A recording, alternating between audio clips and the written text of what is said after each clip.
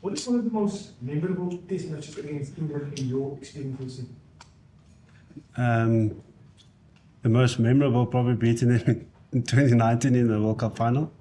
But the most memorable one for me would definitely be in Ellis Park in 2018. I think it was our second test match together under Rassie.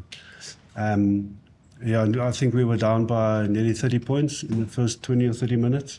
And we were obviously trying to get into new things and try new things out under the new coaching staff. And to stand behind the poles, I think it was after their third or fourth try in the first half.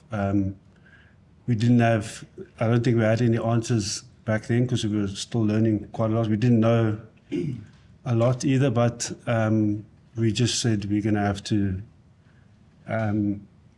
do what we do as South Africans and bring out our natural ability, which helped us become Springboks. And I could just feel on the field that day, and I get goosebumps now thinking about it, when we started just being ourselves on the field and doing what we do to get us to become a Springbok. And just to feel the whole momentum swing within that first half as well, and just to feel how the energy just changed in the stadium completely.